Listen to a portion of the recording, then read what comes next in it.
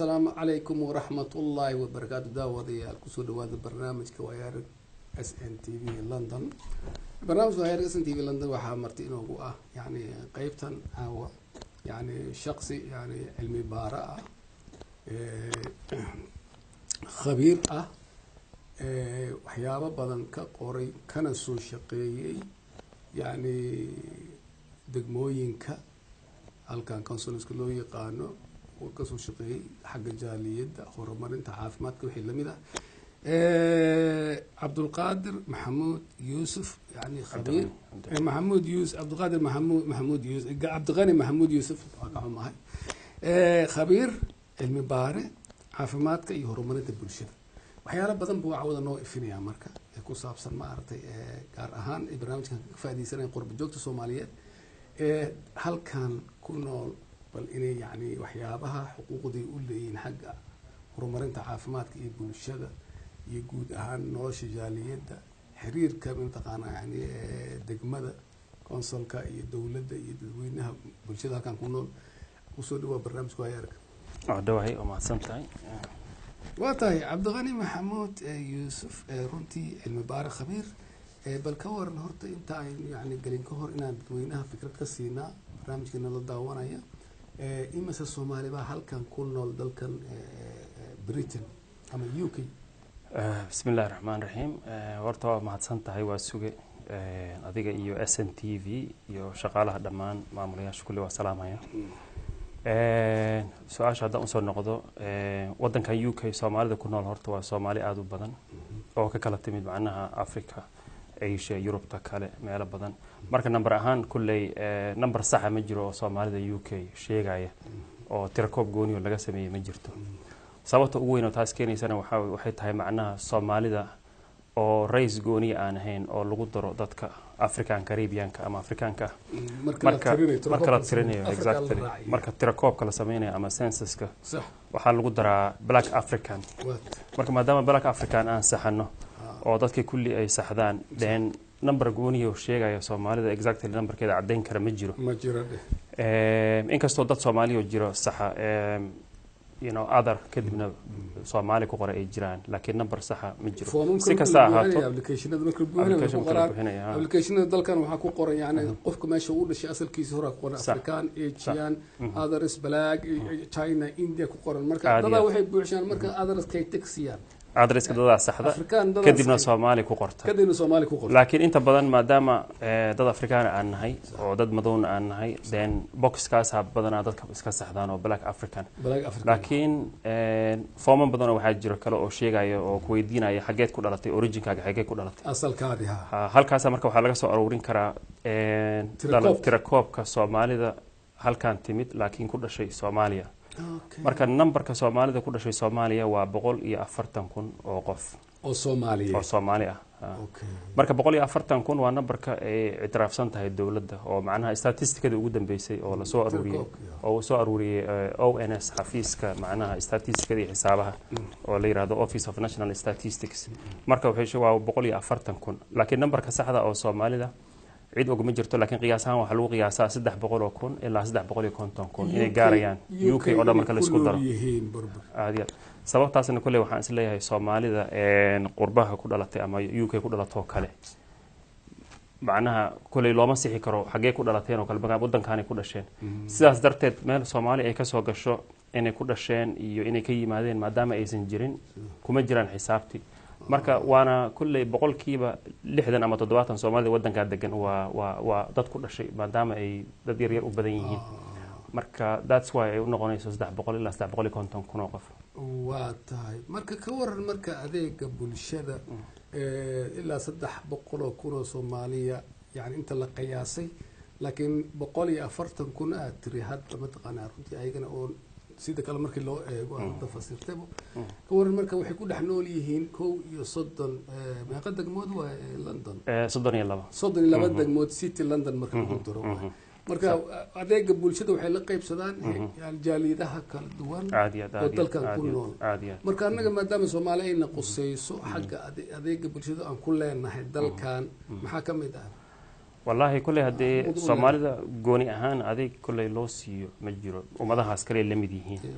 laakiin maadaama Soomaalida dhibaatooda ay badan tahay oo dhinacii maxaan ku dhahaye waxbarashadii oo kale carruurta Soomaalida xogaa ka yara liitaan waliba hadda in ka soo fiicnaanayaan maadaama dhinaca caafimaadka dhibaatooyin badan uu ka haysto maadaama dhinaca shaqooyinka dhibaatooyin badan ka haysto haddii nambarka saxda oo Soomaalida macna la ogaan lahaa 350 ku dawladda itiraafi lahayd kulli marka waxa jira wax la yiraahdo duty of care marka councilada waxay ku qasbanaan lahaayeen inay hadii dadkan si fiican wax uga qabtaan arintooda maadaama ay waajib ku noqonayso sharci ahaan oo duty of care laakiin nambarka kulli dawladda lafteeda waxaad moodaa in ay macnaha kulli in nambarkan yar habil isaga yahay oo cidna aysan iska sii xil saaraynin in la ogaado tirada saxda oo Soomaalida laakiin nambarkan waxay ku dhax yani jiraan hadda degmo ka soo qaad hal degmo Soomaalida waxay ku dhax jirtaa dad yow kale fara badan baa degan sax oo caafimaadkii dhaqaatiirtii aan la wadaagna isbitaalkii aan la wadaagna iskooladii aan la wadaagna waxbarashadii aan la wadaagna noloshii aan la wadaagna marka laakiin jaaliyad kasta waxay leedahay ilan dalkan horta 5 jaali dad badan baa ku nool shan milyan baa ku nool dalkan oo isha la yiraahdo ethnic minorities ama qowmiyadaha yar ama jaaliyada Soomaalida kamid ah marka ethnic minorities kaas waxay leeyihiin qolo walba waxay leedahay umbrella guddi ay leedahay intaan Soomaalida ka ahayn oo kaas waa u imaan doona laakiin ka hor laakiin waxa jiro yani dad xafiiska yani wasaaradda jaaliyadaha ma la yiraahdo wasaaradda jaaliyadaha dalkan community department iyo waaxda jaaliyadaha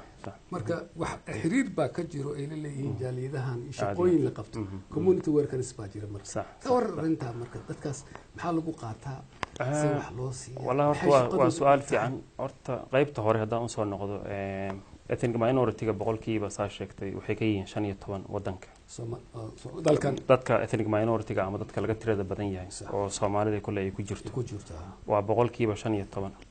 marka waa number aad u yar marka loo fiiriyo boqolkiiba 85 oo macnaha dadka kale oo sida Scottishka Englishka Welshka Irishka dadka halkan sii joogay oo kale marka Soomaalida marka la dhaho dadkan kulay waa dad communities established communities ama dad horay u sii jiray oo sii joogay anaga laakiin waa dad 20 sano ugu dambeysay inta badan wadanka soo macnaha soo galay marka ama macruurti ku dhalatay 20 sano ugu dambeysay marka maadaama community established aysan ahayn kulay dibkooda uu ka badan yahay uu ka duwan yahay dhinaca kale oo shaqaale qoristo kale kulay councilado kale wax badan waan la hadalnay inaan la hadalno shaqaale badan inay qortaan Soomaalida laakiin macnaha xil dad iska saaraya ma aan si gooniya ilaa Soomaalida ay isku xirnaato oo campaign sameeyso dan wixii wala tagto laakiin tan ugu weyn oo Soomaalida haysato waa community-yaasha oo isku xirneen qof walba wuxuu rabaa hal organization inuu sameesto oo halka organization oo brief organization oo boorsadiisa dokumentiisa ugu jiraan then halkaas uu councilkii ama hay'adda caafimaadka ama qof walba uu si gooniya intuu ugu tago isaga la shiro laakiin hadii la dhihi lahaa aan isu imaano hal urur xoog leh aan sameysano aan wada shaqeyno then waxa dhici lahayd in strong voice ama cod macnaha adag inaan yeelano oo councilkii aan la xisaabtano dhahno Soomaaliyan maxaana loo qabtay maxaana loo sameeyay meeqa macallimiin iskuulka noogu jirta community development officers meeqa noo ah meeqa council officers meeqa ku jirta waxyaabahaas oo dhan yaa macnaha la dhihi lahaa laakiin maadaama community uu kala qaybsan yahay oo qof walba councilkii iyo hay'adda caafimaadka iyo wixii u kala dhuumanayaan then iyagana kulay waxaad moodaa inay sidaas macnaha aysan xil weyn iska saarin sababtoo haddii community-ga iyaga laftoodiiba isu imaanaynin then councilkeena iyaga laftoodii waa waxay leeyihiin shaqadeena naga badan anaga shaqo uma hayna inaan community kala firaarsan inaan isu keenno ayaga ka shaqeyno ka waran marka hadda hal community oo kale degmada yani hodan oo kale ka soo qaata degmada hodan waa iska leeyahay sorry waxaan ka wadaa hal degmo kale waxa kale iska xaafadan baranta kale ka soo qaata xaafadda hadda aan joogno ka soo qaata yani waxa degan inta soo milyan oo qof Soomaalida waa ku dhex jirta dadka marka waa maxay yani ninka la yiraahdo qofka oo brief case ka hadda sheegto kale nin boorso wato oo foom ay ka buuxaan community worker waa miya maya waa nin hal urur samaystay kaligiis oo laga yaabo guddigiisana inay xaaskiisa iyo walaashiisa iyo walaalkiisa iyo guddiga ugu jiraan uruna ururka ma waa familkiisi waa laga yaabo kulay ma dhahayo qof walba asaasa laakiin community badan ma way jiraan community badan oo noocaas oo kala oo qofkii intuu raadin lahaa dad khabiiriin ah oo u dhihi lahaa nin khabiir oo caafimaadka ah oo hadduu rabo English ha noqdo Soomaali uu soo gashto nin khabiir oo social worker inuu keensado nin booliiska ka socdo intuu keeni lahaa guddi fiican oo uu dhihi lahaa talooyin hal isu keeno guddigiisaas u dhisi lahaa waxaa laga yaabaa inuu isku dhibin oo uu dad qaraabadiisa ama saaxiibadiisa ku soo darsado oo guddigiiba markaas macnaha uu dadkiisa noqdo isagii uu iska maamusho hawshiisa oo meesha waxa ka cad marka ninkan ma yaqaanaba shaqo okay qolada marka waaxda jaaliyadaha ee dalkan marka malamiya yani wax lagu qaato qofkan markuu soo dalbana dadka masafoomu iska soo buuxsana qof walba wuxuu leeyahay aniga community worker baan ahay waxaan u shaqeynayaa Soomaalida waan u shaqeynayaa foomamku u buuxinayaan wax barayaan kana yeelaya waa wax warba hadoon laakiin waa maxay xiriir waxa lagu qaato loo baahan yahay waa maxay qofkaas oo kale jihadooyin ma la fiiriyaa waarnimadiisa la fiiriyaa waxa la fiiriyaa yani da'diisa waa maxay waxa lagu qaato wallahi waa su'aal horta aad u muhiim ah marka qof community uu sameysanayo wadankan kulay aan joogno lama fiiriyo shahaado uu wato lama fiiriyo aqoon uu wato lama fiiriyo inuu experience u leeyahay qofka wuxuu sameeyaa isaga guddigiisa iyo wixiisa sameeysta wixiisa qorta then wuxuu ka register gareystaa hay'ad charity yaasha register gareysa oo charities commission leeyahay wax ay ka eegayso male application form kaasi fiirinaysa hay'adda application form kaasi fiirinaysa then hadii shuruudihii kale uu soo fuliyay oo ah macnaha in bangiga 5,000 ugu jirto in maxaan ku dhahaayay uu maxaan ku dhahaayay dad guddiyo dhowr qof ay ugu jiraan then intaas haduu soo fuliyay macnaha waa loo furaa charity waa la siiyaa councilada iyaga laftooda xil weyn iskama saaraan oo qofkii markuu u yimaado macnaha ma dhahan communitygan experience ma u leedahay ma taqaana sida wadamada Holland oo kale sabab wanaagsan laakiin soo ma saasa fiicnaan sida Holland oo kale maxaad ka taqaanaa hawlahan aad soo dhex gashay aad waxbana qorna waxbana akhrina wuxuu ku leeyahay dad baan wax u sameynaya aad tan dibka ugu weyn macnaha waa dibkaas oo kale hadda wadanka Holland oo kale kulay hadii qofka uu rabo inuu jaaliyad ama community furo soo kulay saan macnaha maraan Holland tagisaan kulay soo arkay haduu qofka rabo inuu furto community waxa la weydiiyaa su'aalo badan iyo inuu khibrad leeyahay inuu shahaadooyin haysto waxyaabahaas oo dhan laakiin UK waxyaabahaas laguma macnaha wax la isku xira ma marba haduu qofkii rabo inuu charity sameeyo oo uu guddi iyo wax soo sameeyo then waa loo furaa marka taas waxay keenaysaa dad badan oo aan aqoonin luqadii ama qaabkii loo sameyn lahaa hawlaha jaaliyadii inay iska furtaan then aysan macnaha wax lacagaba soo galin because qofkii ma yaqaan foomkii sidii loo buuxin lahaa sidii shaqooyinka loo qaban lahaa shirarkii hadii la tago sidii macnaha loola doodi lahaa dadkaas ma yaqaan marka waxa laga yaabaa inuusan ba wax shaqo uusan qabanin oo magac ahaan isagiiba lacag ay ka gasho dad kale waxa laga yaabaa iyaga laftooda dhinacii jaaliyadii hawlo badan oo jaaliyada loo qaban lahaa sidii waxbarashadii oo kale ciyaalka laga taageeri lahaa caafimaadka laga taageeri lahaa housingkii iyo guriyihii laga taageeri lahaa shaqooyinka laga raadin lahaa waxaas dhan maadaama qofkii uusan cilmi iyo waayo aragnimo uusan u lahayn marka waxa adkaanaysa inuu shaqadii qabto laakiin magacii community-gana uu qaabilsan yahay marka waa meel qalad uu taagan yahay marka qofka waxyaabaha meelaha qaarkood waa soo soconaa hawlahaasi aad iyo aad marka waa maxay in masaabaad ku qiyaastay xafiisyada ka furan magaciya iga maqan hadda waxaan ilaahnaa hadda Cawda Cabdidheer xafiisyada community-ooyinka maan dhahnaa jaaliyadii magac kale loo yaqaan meeshan waa ogtahay muddo badan isku dhex jirtay maxaad isku magacadaana dinka dadkiina saas baasha foomamka buuxsanayo waxaan qoranayo dadka u shaqeynayna maxaa la yiraahdaa community officer ma la yiraahdaa wallahi waa community organization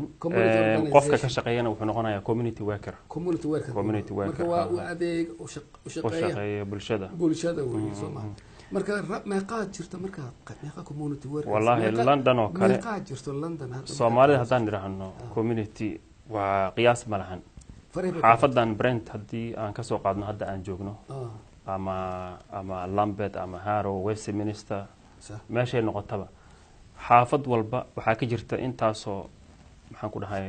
100 oo community laga yaabo inay jiraan nin walba iska furto oo gurigiisana uu ka dhigto address ilmihiisa uu ku qorto ilmihiisa marka taas marka waxay keenaysaa in magaci Soomaalida uu halaabo sababtoo qofkii application buu iska qoraya oo si fiican u buuxinin magaci Soomaaliga ku qoraya meel walba isaga diraya then dadkii marka way yaabayaan because jaaliyadaha kale waxay leeyihiin hal community oo strong ah ama laga yaabo dhowr xabo oo strong oo isugu tageen inay sameeyaan laakiin Abu Soomaali qof walba wuxuu rabaa inuu hal xabo furto isaga kaligiis macnaha waxa adagba waxa dadka in necab yihiin ba marka fiirso Soomaalida wada shaqeyntii iyo isu imaanshihii لكن ما دام خبير هذا مدة وحن كده شقينا يا هذا يعني عن برنامج كان كوسو عسونون كوسو رادني بل إن دد بدن سؤال سوي ديانو مجد وكجرو وحياله ما رتي جاليدها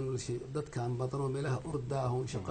شقدان بان قرانين وكل حجرو يو dad fara badan oo foomamka iska wato wax buuxsanay wixii jahawareer dadku maan u baxshay maxaa marka yani malala xisaabtama dadkan ilaa dawladda Ingiriiska ninkii warqad soo buuxsay foom iska siinaysa lacagta ayaga soo ila xisaabtantaa wallahi horta waa su'aal fiican iyadana badana dadka kuwa nasiibka u yeeshaba in lacag la siiyo badana dadka lacagta bixiya waxay u badan yihiin independent funders wax loo yaqaan oo hay'ado madax banaan oo charity-yaal oo iyaga laftooda oo lacagta bixiya oo deeq bixiyaala marka dawladda Ingiriiska badana iyo councilada fundingkooda uu yar yahay funding wuxuu u badan yahay deeq bixiyaasha oo madax banaan marka kuwaas laftooda waxay u baahan yihiin qofka inuu report soo qoro marka waxa dhacda Soomaalida badankeed markii lacagta la siiyo 5,000 oo ugu horeysa ama 10,000 marka la siiyo uu foomkii buuxsaday in reportkii hataa uusan u celinin maadaama shaqo uusan qabanin dan taas waxay keenaysaa marka in magacii Soomaalida hadana uu sii halaabo oo bari marka la arko application badan oo Soomaali ku yaalaan oo 20 Soomaaliyana hore ay report u soo celinin oo lacagtina kulli iska qaateen waxay noqonaysaa marka in qashinka lagu rido form kasta oo Soomaali ka socdo waa bink ku rido bink ku rido noqonaysaa sababtoo kuwii hore magacii ka hadlay qof walba wuxuu leeyahay maxaa iga galay 5,000 baan qaadanayaa حتى كي شقيو وحقبتيه oo soo celiyay wax qabadkiisa soo qoraal ahaan xataa u soo gudbiyay marka dadkan lacagta waxa lagu siiyaa anumada arrimaha yaqaano wuxuu leeyahay mashruuc u geeyna Soomaaliya project u geeyna wuxuu leeyahay dadan wax bara ama harqaanan bara ama ka hortagan waxa waxyaabo maxaa kamid waxyaabaha lagu adeegsado والله وكل انت شفتي سيرفيس كسومالي وسيان معك كمان هذا كور waxaan sheekaysanaynin kuwa fundraiser ka socda oo waagan councilka ka shaqeynay oo ururada u sameeyay capacity building awoodooda in la koriyo ururada marka ninkaas wuxuu ii sheegay in hay'ad walba Soomaaliya uu tago ay isku wax qabtaan xafiiskan markuu uu tago yiraahdo maxaan qabataan waxay leeyihiin waxaan qabanaa waxbarashada waxaan siinaa advice and guidance talaan siinaa dadka waxaan siinaa wacyigelinta caafimaadka waxa way dadkan shaqooyinka ka caawinaa kuwii kale u tagaya intii ay ku celinayaan waa isku wada mid kulli marka after iskii kale u tagaya intii ay ku wada celinayaan marka ninkan wuxuu yiri qof sameyn kara intaanoo shaqo oo hay'ad yar oo aad u yar intaanoo shaqo sameyn karto horta marka ugu horeysa ma jirto marka waa aaminsan inuu yiri dadkeena fundraiser in hay'ad yar oo urur yar inuu intaan dhan qaban karin marka waxa fiicnaan lahayd buu yiri dadka Soomaalida in urur walba uu specialist qayb ku noqdo oo mid uu yiraahdo waxbarashada qaato midna caafimaadka qaato aad iyo aad midna uu yiraahdo aniga dhalinyarada iyo maybe sportiga waxaan sameeynayaa mid uu yiraahdo aniga waxaan sameeynayaa dhinacii maxaan ku dhahay ka hortagyo kale mid baqayb qaato marka waxa dhici lahayd in ururo kala duwan oo Soomaaliya oo xaafad degan oo mid walba qayb loogu soo hagaago uu leeyahay meeshina qaybtina uu si fiican u qabto oo ku takhasuso then kadib umbrella ay sameystaan oo isu yimaadaan yiraahdaan anagu intaanoo ururo Soomaaliya waa iska shanayna funding iyo wixii baa u fududaan lahaa waxa u fududaan lahaa wada shaqeyntii iyaga laftooda khibrad badan bay ka helayeen sidii loo macnaha shaqada ay u qaban lahaayeen ha noqoto caafimaad ha noqoto waxbarasho ha noqoto maxaan ku dhahay sports ha noqoto youth waxay ka helayeen experience badan because sababtoo hal qayb marka si fiican u qabato khibrad badan baa ka sii helaysa adiga laftaa dadkina si fiican uga caawin kartaa qaybtaas absolutely alla waxa la yaab leh consulka naftiisa consulka waa degmada way Soomaaliya degmada exactly degmada hoose municipality waa degmada municipality official governor waa aadiya official governor de xamro kala wuxuu laga maamulaa waa aadiya degmada marka qudeeda marka waaxdaas ay soo galaan intaasoo yaani arjiya oo isku wada mid ah inay may kala yiraahdaan waxaan suuragal maahan may wax ku celiyaan may yiraahdaan dadka may kala wallahi inta badan kulay saan ku sheegay hadayto inta badan iskuma sii dhibayaan inay sii raadiyaan oo dadka isu keenaan oo kala saaraan waxay leeyihiin anaga shaqo uma hayno time uma hayno gabar ka shaqeynaysay councilka hadda ka hor saasoo kale waxay ugu tiri waliba councilka ma ahane waa qayb capacity building hay'ad u sameeynaysa oo councilka xiriir la leh waxay tiri maalin walba waxaa noo yimaada urur Soomaaliya qof cusub yaa noo yimaada maalin walba oo leh waxaan rabaa inaan furo community Soomaaliya marka waxay tiri waxaan la yaabay waay macnaha sababta maxay tahay dadkan Soomaalida ay mid walba uu rabo inuu kaliya shaqeeyo mid walba wuxuu rabaa urur maalin walba waxay tiri qof cusub yaa noo yimaada hadda waxay tiri waan iska baranay maalin walba in cusub yaa noo yimaada yiraahdo ururna marka waxay tiri waxaan ku dhahnaa kuwii aan naqaanay markaas xiriirka aan lahayn hebel iyo hebel iyo hebel kuwaas u tag la shaqeey kuwa aan naqaanay ugu fiican oo intaasoo sano soo shaqeynay sababtoo community Soomaalida macnaha kulley hadda inta xumayd yahan sheegnay laakiin in badan oo waxa jirta aad u wanaagsan oo shaqooyin fiican qabto ma sha Allah oo ilaa 10 sano 15 sano 20 sano soo shaqeynay oo aad u wanaagsan oo service-kooda macnaha kulley aad loo ictiraafsan yahay marka waxay tiri kuwa aan naqaano oo aan ognahay inay si fiican u shaqeeyaan kuwaasaan u dirnaa marka waxay la yaabtay macnaha sababta ay dadka u kala daadsan yihiin oo sababta macnaha ay rabin dadka inay u wada shaqeeyaan oo gooni nin walba uu rabo inuu ururkiisa isaga furto way laakiin muddaad ku dhex jirtay waxyaabo badan baad baartay ku dhaado waa la socdaa waa lagala tashtaad waa la socdaa ani waa ogaad dad badan baa talooyin iyo siisaa iyo aad hagtaa oo qaabka ugu wanaagsan oo Soomaalidu dalkan ku nool yani degmooyinka kala duwan ay yani u adeegsan lahaayeen adeega bulshada iyo xaafadaha ay degan yihiin sidii waxyaalo badan baad qabato waa la socdaa laakiin maxaa sababto wallahi kulley sababta research kuma sameeynin laakiin sababta ugu weyn waxa kulley waxyaabaha ugu weyn waa loo baarin loo baahan in si fiican loo korgalo loo fiiriyo tan ugu weyn kulley waxa dadkii oo aqoon u lahayn qaabkii macnaha community development loo sameyn lahaa horumarinta bulshada ama jaaliyada sababtoo ah qofkii marka ugu horeysa haduu experience u lahayn waxaan sidii looga shaqaysiin lahaa then wuxuu isla yahay de ururkaaga adiga iska sameeyso kaliya laakiin la buuxsadaa urur la iska furtaa aad iyo aad laakiin haduu og yahay in wada shaqaynta ay aad muhiim u tahay oo specialist urur walba uu shaqo gooni qabto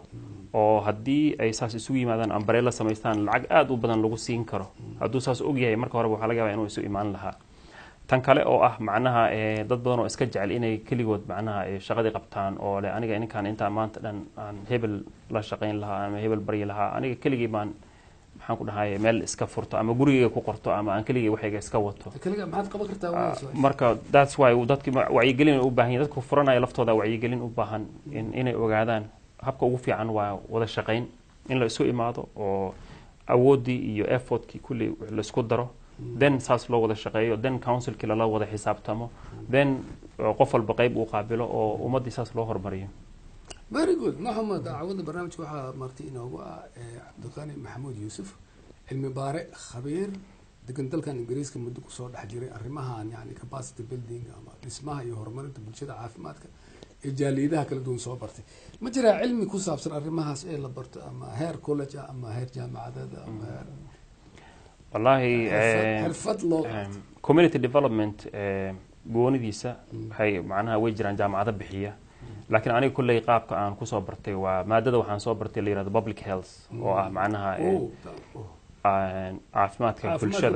bulshada marka public health ma ahan dhakhtar oo kale ma ahan qof daaweynaya public health waa caafimaadka guud oo bulshada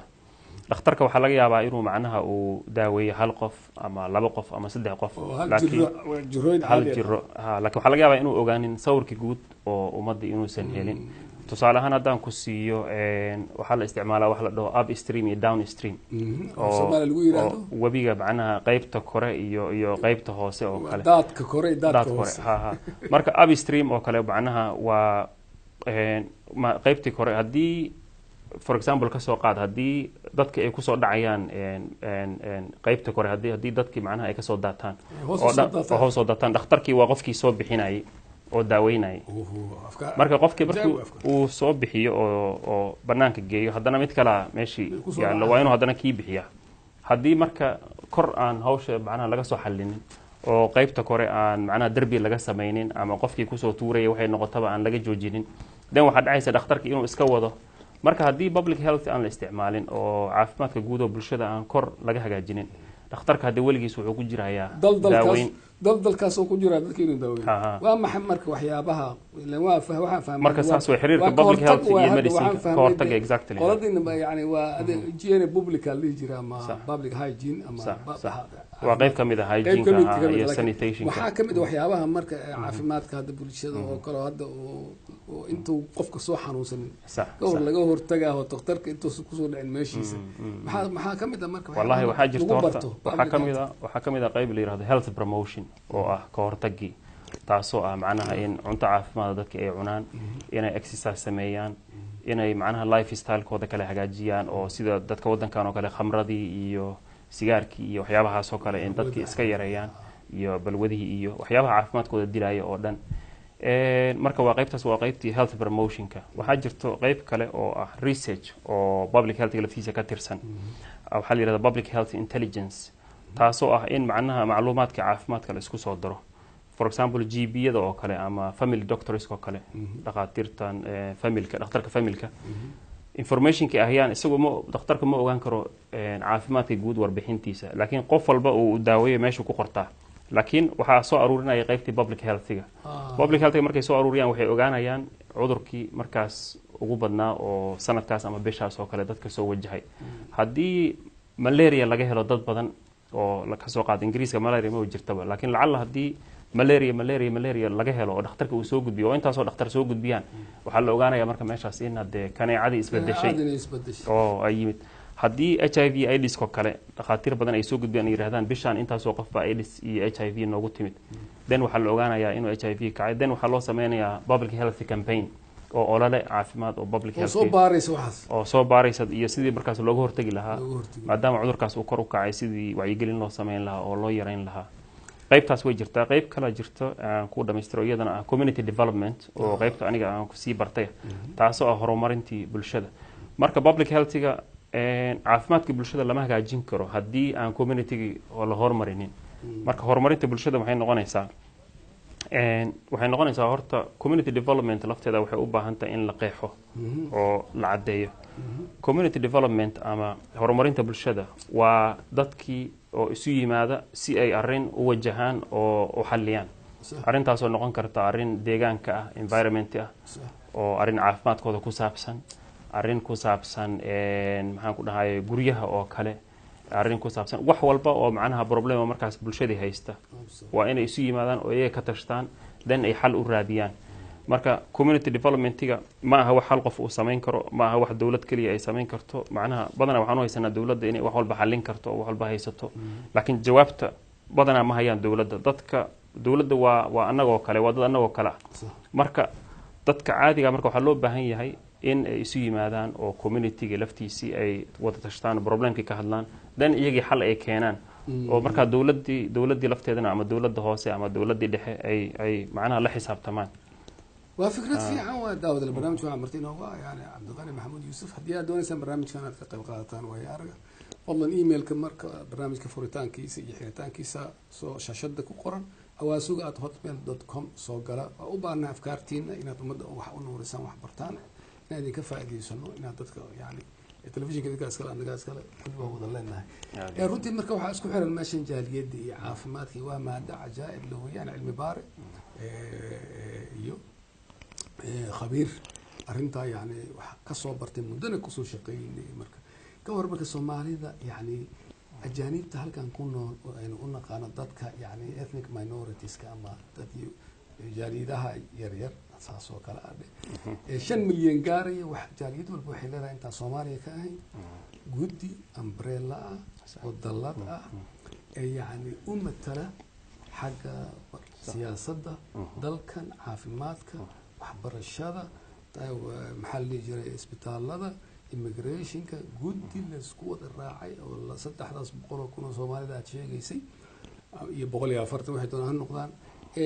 yani hogaamiye maalmaha ciidaha xafladaha wax walba safar u shaqeeya ee la dabagalo guddigaas ka waran wallahi hadii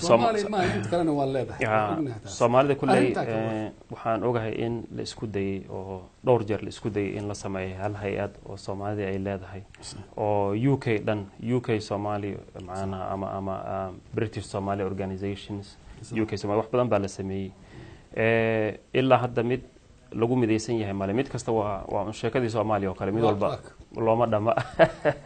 ya ama mid walba aniga hebel lama shaqeynaya aniga geeskaana ka imid dhibkaasa kulay halkaana ka taagan oo sidii waxa moodaa siyaasadda Soomaaliya oo kale marka aynu garan weyno inaynu midowno hal meel annagoo tiradana intaas ay leeg tahay Hindidii iyo Pakistaantii iyo jaalidaha kale Bangladeshkii iyo Afrikaanada kale waa wada leeyihiin ummadda dhan annaga maxaa dhacay laakiin markaad fiiriso maxaan luminaynaa maxaa naga lumaya والله هدي كل خلاف كصومالية معنا كل سيد صومالية خلاف كذا وجعليهن يابو دا إسلا دبي عدي وكله هل كان إنا كوضنا لكن إيشيان كوكله ساش شكتي وحلا جابا هندي كل جود يا وحليهن هل لبا أور يجو هل مليون جارة يوقف ودنا كونول باكستان كسيدو كله هذانا واحد جرو هل حبوا إيشيان كحتى دن سكينا مسلم كودي قالوا دول إنديا بنغلاديش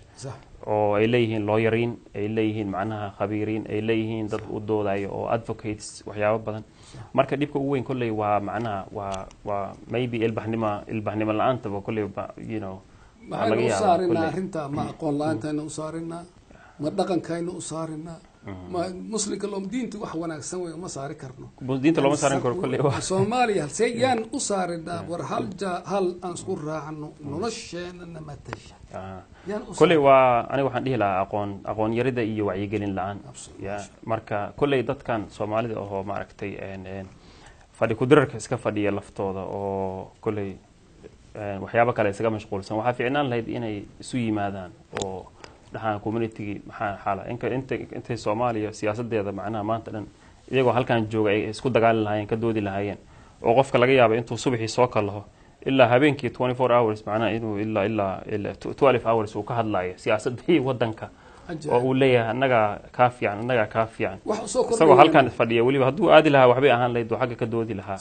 مركا وحفينا ليد كاس إني كل إيجا لفتوض وحقب سدان أو كوميونيتي وذن أي سبوت جريان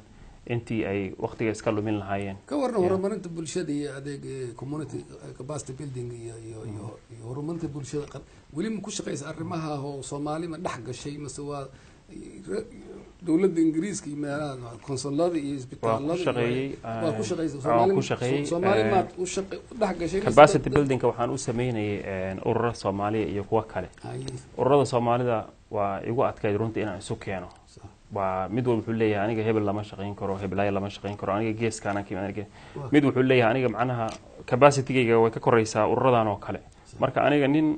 brief case organization أو كليجس بورسدي سوته وحفيز عن الحين أنا جسدي ولا الشرعية نين كله بحوليه هاي أن أنا ضد كان اسمه فهمينه Soomaali ده ومحن كنا هاي problem بسعودة سجل في Soomaali problem كسيقة ومعناها فوبيا كسيقة marka waxyaabahaas badan baa iska jiray way adkaatay marka in la isu keeno shirar kulli waan isugu imaanay oo maxaan ku dhahay wax badan waa isku daynay council laftoodan ka dhaadhiciyay inay dadkan pressure ku saaraan maadaama ay lacagta sometimes council ka dhiibaan waxa lagu pressure gareeyay inay isu yimaadaan hadii kale inaysan lacag helaynin sababtaas ku qasabtay inay meetinadan oo aan organize gareynay inay isugu yimaadaan marka way adkaatay in haddana wax muuqda laga dhiso sababtoo ambareeladii xataa markii la yiraahdo la sameeyo waxa dhacday inuu nin walba yiri ana gudoomiye ka noqonayo kii kale yiri maya aniga si iyo xukumaysa ana gudoomiye ka noqonayo oo siyaasadda Soomaaliya oo kala noo soo baxday haddana laakiin ummadahan kale waa meeshii inta joogtay waa la isdooranaya election ambareeladii way fududahay in la sameeyo wuxuu leeyahay aniga kaasan sameeya community wala matala kana matala daas wixii marka sidii baa lagu dhisay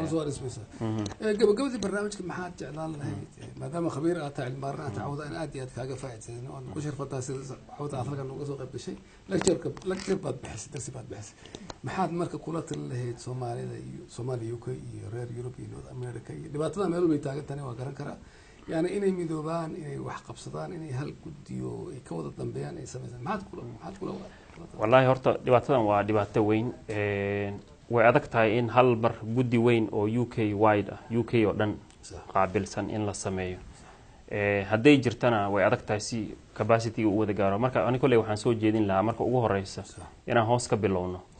أو حافظ والبا أما دقمة والبا أنت كوميونيتيو أو سيفي عن أشقيسة إني أسيء ماذا كل إيجار في تويسي غنان أي كونسل كوكالة أي ويديستان قف أفاسيلتيت جرية شركة سوكالة أفوضية بيشي مراكالة أو شركة لفتيسة أي كوكب سدان با كونسل كحفيز كيسا أي كوكب سدان شركة أو هدنا أي سميان سبيشاليستي هداية عن كهد ليني أو مدول بإنتو وحول بقبان لها أو يرهدوني أو أنا غيبت أنا وكفي أنا غيبت أنا هذا يامتك اللي يرهد هذا غيبت هسقعد وغيبت دين مركيساس أمي دوبان kuwii degmada joogay oo ambareeladii saas u sameystaan den waxa la sameyn karaa landa waxay u kala qaybsan tahay kulay qaybta guud marka la sameeyo north south west east oo bari galbeed iyo koonfur iyo waqooyi marka den waqooyiga London oo kale ama North London oo kale yaa la sameyn karaa hal urur oo weyn then sidaas marka lagu dhiso aakhirka waxaa imaanaysa in London hal xabo weyn aan ka sameeyno maadaama boqolkiiba 60 boqolkiiba 70 Soomaalida UK ee London degan tahay hal xabo weyn waxaan ka sameyn karnaa London oo laga sameyn karo kadibna waxaa la isugu imaan karaa UK macnaha in la doorto gobolada kale lagu soo dari karaa aniga runtii waxaan ku soo dhaafay ilaa 8 sano ugu dambeysay community kubaana shaqeynaynin wixii aan research ka sameeyay iyo community development wuxuu ahaa intii ka horeysay laakiin 8 sano intii ugu dambeysay kulay waxaan ku jiray small business iyo macnaha ganacsade yar yani iska ahaa hadda laakiin waxa igu qasbay hawlaha inaan ku soo noqdo anoo shaqadeeda wato waalidiin badan ayaa ii yimid oo qaarkood ciyaalkii xag jirnimo iyo dhinacaas uga cabsaday qaar waxa ii yimid macnaha ciyaalkii waxbarashadii iyo hoos uga degtay marka waxay leeyihiin oo adaa yaqaana sidii community macnaha hawlahooda loo shaqeyn lahaa la isugu xiri lahaa marka barnaamijyo noo sameeyay waxay isugu keen xir communityyaal badanna maadaama ay xirmeen bal isku day marka waxaan rabnaa insha Allah inaan hal urur oo xoog leh sameeyno dad kale oo badanna way jiraan oo ila shaqeeya oo aan isla sameeynay marka hal urur oo xoog leh inaan sameeyno rabnaa insha Allah taala oo kadibna aan saas macnaha ururada kale oo aynu waqtiga inuu gabagaba yahay ururada kale oo London ka jirana haday ila soo xiraan iyaga laftooda capacity building waan u sameyn karaa haday rabaan in laga caawiyo fundraising-ki haday rabaan in laga caawiyo registration-ki charity-ga qofkii cilmigeeda leh macnaha awoodeeda leh waxaan diyaar u haysan inaan ka caawiyo iyagana جزاك الله خير قاسم هاي علم بارئ خبير علم بارئ عبد الغني محمود يوسف هل كان عاون مرتنا هاي ودقيسنيسن إن كفائديسن كوذا فائديسن وديارنا يعني أقونتيسا مال والبا يعني عن جوجنو UK إن يعني ودقنا نقولنا وعيننا اسم قلنا وعين فرنا مدوي وأقون علم كل سنة وحول وحصل يوروب baa joogta aqoon baa loo baahan yahay cilmi baa loo baahan yahay aqoon dalkan waxa lagu shaqeeyaa waraaqada lagu shaqeeyaa luqadda hataa inay bartaan luqadda la barto wax walba la barto iyo aad iyo aad buu mahadsan yahay cawada sida sharafta loo halkan muxaadarada nooga soo jeediyay haddii aad doonayso barnaamijkan oo kale inaad halkan ku soo bandhigto mid la mid ah luqadaha masraxa dhaqanka wax walba يعني فضلا هل كان نوجو كالي أديك سام إيميلك مرنا صباح كذا كذا مرنا هوري أواسوك @totamel.com عبد الغني هدي thank you أدم واسوي فرسمة حسيس برا محمد عمر تاني أنت كم بدون برنامج فلان كم في عن هذا اللي يسلا ينبت قلبي